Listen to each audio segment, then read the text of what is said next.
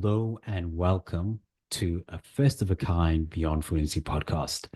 Today, we're going to be analyzing language from an episode that we shot a few weeks ago. The episode we're looking at is episode 12. In episode 12, Liam and I are discussing procrastination. So, the very first clip that we're going to analyze is how Liam uses the phrase, you people. We're talking to you people. Stop using procrastination as an excuse. In the clip, Liam uses the phrase, you people. He uses it very clearly in a comical and funny way, obviously referring to you people as everyone who's watching the podcast. But you people as a phrase can be a bit risky. Anytime you use you people followed by something negative directed towards a specific group of people, you people is now an offensive term. So be careful about how you use it. In the next clip, Liam and I are discussing whether or not he's a procrastinator. So we're looking at the potential of using the wrong word.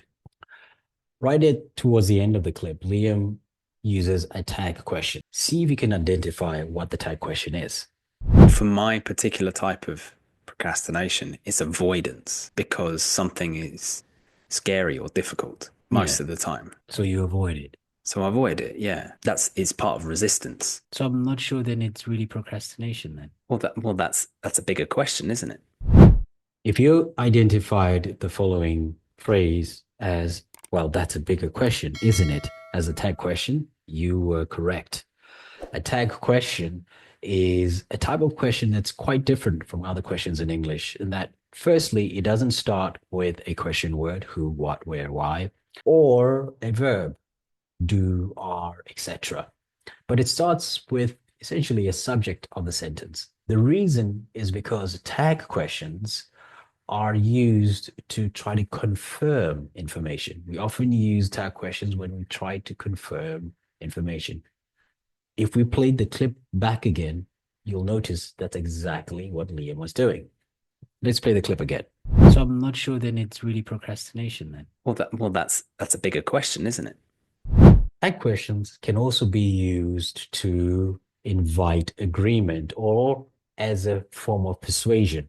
In this clip, you'll realize that Liam is using the tag question to try and sort of persuade me or get me to agree with his statement. On the subject of procrastination, it affects people differently, doesn't it? Right. So in the next clip, we're going to see Liam asking me a question. Now, we've already looked at tag questions. This one is a closed question, but more than it being a closed question, it's also a leading question. Let's listen to it and then get into why it is a leading question. Do you think that this issue of using procrastination as an excuse for whatever reason that is something that's getting worse because of the societal pressures that we live under, the constant bombardment of information by internet, social media, etc., etc.? Do you think it's part of the problem is, how we are completely overwhelmed by information nowadays? And that is a leading question. What makes that question a leading question is that within the question itself, the question that Liam asked, the answer is already implied. So he's really looking for a particular answer by phrasing that question in that way. Now, in conversation, in this case, yes, Liam is looking for a specific information. But more than that, at this point of the podcast, if you were to watch the entire episode, Liam is now swaying the conversation, is changing the direction of the conversation. And by asking a leading question in this way, it allows the conversation to change quite naturally, have a natural flow to the change. So in conversations, we can use leading questions as well as a way to change the direction of the conversation. Because after that, once that is explored, we can go back to our open questions because now we have gone to another place within the conversation. It's a really great way to switch it up. In the next clip, Liam starts the statement he's about to make as though it is a question. Now, there's a reason why I say as though it's a question. Let's watch and listen and see if you can figure out why I said as though it's a question. Do you know one of the things that I'm proudest of in my entire life was the level of thought and planning I put into doing my thesis at university. You see why I said it seems like a question? Because it starts with, do you know why?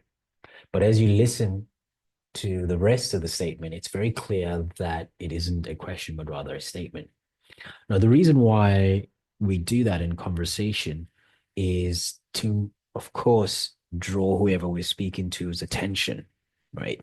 Because when we hear a question, you immediately drawn to it. So we do it for capturing a person's attention almost immediately when telling stories. Later on, we'll look at how Liam uses another storytelling sort of device to be more engaging in how he speaks.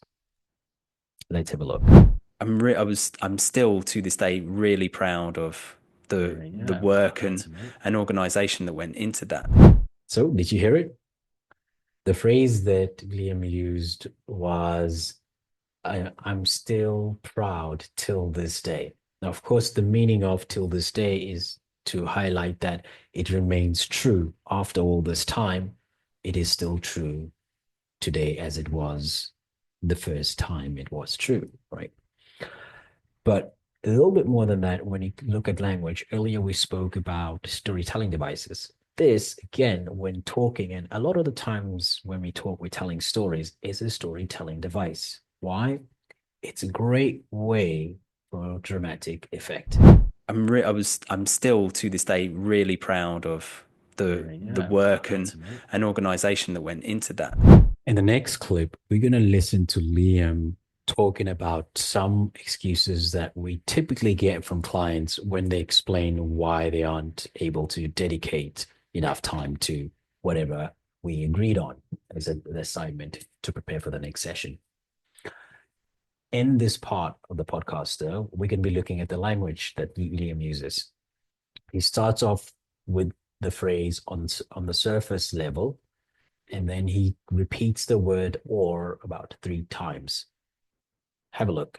On the surface level, it's, oh, it's boring, or I don't have time, or I forgot, whatever it is. The first thing that Liam says in the video is on the surface level. On the surface level is an adverbial phrase. That entire phrase is used to describe the very next action that will be mentioned in the sentence, or the very next adjective, or even adverb. Liam says on the surface level, they say it's boring. So that word, the adverbial phrase on the surface level is describing boring. Right? That's the first thing he says. Another thing that Liam does here is that he repeats the word or more than once.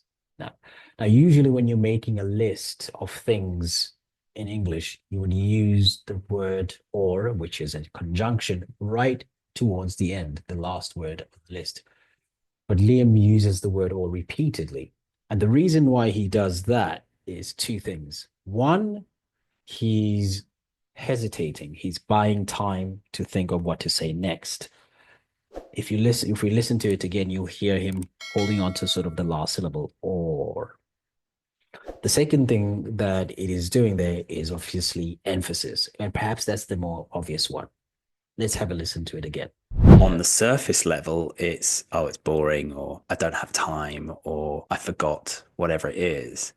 In the next clip, we're going to see Liam speaking about procrastination and perhaps the deeper underlying meaning of it. Now, from a language point of view, he uses 2 sentences, phrases essentially, that mean exactly the same thing, but he paraphrases. Let's see if you can identify what the 2 phrases that are identical essentially meaning are. Well, procrastination is just one part. This is one way I self-destruct, one way I sabotage myself. Did you get it? Great. If you heard the 2 phrases, the following 2 phrases are identical in meaning. Procrastination is just one way I self-destruct. It's just one way I sabotage myself. That is essentially the same thing. Liam has repeated himself, but quite cleverly paraphrased for the purpose of emphasis. That's one of the other tools that we can use in communicating to convey a message, sort of refocus the listener to what you want them to understand. Well, procrastination is just one part. This is one way I self destruct, one way I sabotage myself. Now, in the next clip, quite different from repeating or paraphrasing, which we saw early on. In the next clip, Liam simply changes one word while the rest of the other words in the sentence remain the same, right? We're going to listen to it and watch it. I'm sure you'll be able to catch the word that is changed from the first sentence to the second. Let's give it a go. It shouldn't be, it doesn't have to be hard work. It should be an experience. I'm pretty sure everyone got it, right? It shouldn't be. It doesn't have to be hard work. The only things that he changed there, the only word that changed from the first sentence is shouldn't.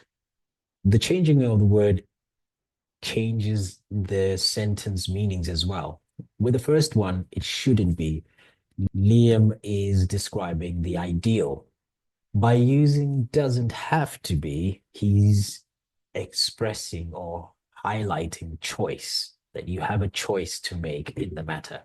So just a simple shift of those two words, using the exact same words, he's able to convey two messages. Have a listen to it again. It shouldn't be, it doesn't have to be hard work. It should be an experience. Thanks for tuning into this first of a kind of the Beyond Fluency podcast, and see you next week on the next one. Cheers. Ciao.